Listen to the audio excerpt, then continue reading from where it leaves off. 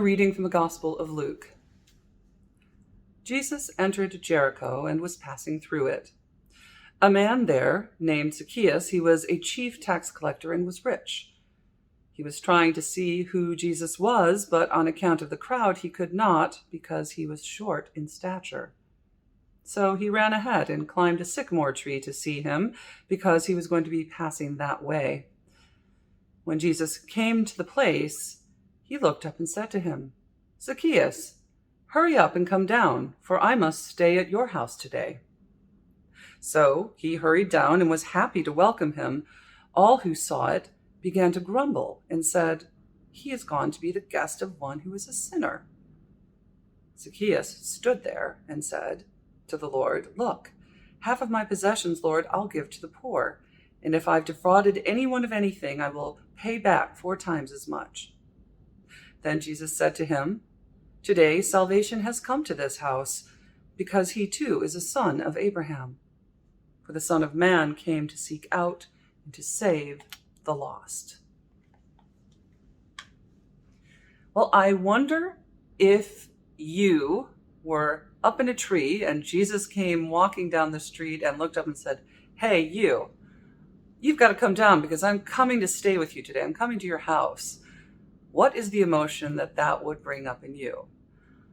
I can tell you that after a lifetime of feeling like I'm vaguely responsible for the orderliness of my house, my first response would probably be panic that someone was inviting themselves to my house today while I was hanging out in a tree and not home puttering and cleaning it up.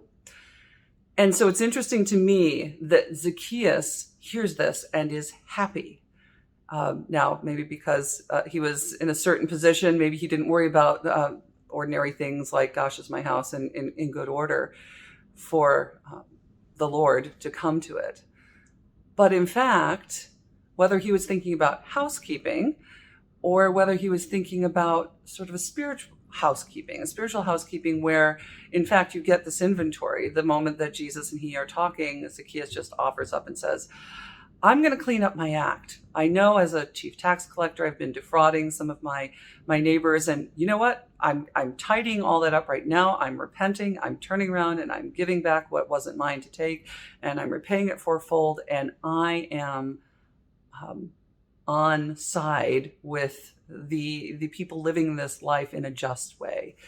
It's really interesting that Jesus inviting himself into this man's house made him go through this flurry of house cleaning, not of his physical surroundings, but of his spiritual life and of his ethical and moral life. And so I wonder, as we're thinking about this story today, what might happen if we take ourselves into that scene and imagine ourselves in the tree and imagine Jesus pointing at us and saying, "Hey, you, get down here because I'm coming to your house." What is it that you would suddenly think, "Oh my, I've got to tidy up because the Lord of all life is coming to share supper and stay overnight at my house"? What is it that you would suddenly realize, "Oh my goodness, I need to tidy that up"? If you spend a moment in prayerful contemplation of that question, that is a very good indicator to you, to me, when I do this same thing, that there are places in my life that were I to meet Jesus face to face tomorrow or today or in an hour from now, there'd be places that I would suddenly feel I wanted to attend to. And so, of course, the truth of the matter is that Jesus is always coming to be with us, is coming to dwell. God is always asking to dwell in us and to live in and through us in this world. So as you think about the places that you'd feel compelled to tidy up, that's not a bad place for us to turn our attention, especially as we're entering soon into the season of Advent, which is not as penitential as Lent, but has a penitential quality to it. Are there places in our life, in our common life, that we might want to think about cleaning up as we prepare to meet and receive the Lord again, Christ, as Christ comes again? So let that meditation be with you this day, and may God be with you in that prayerful consideration. And may you and I be inspired to, like Zaccheus, welcome Christ with joy whenever it is that we find ourselves hosting Christ in our life at home, in our life in the world.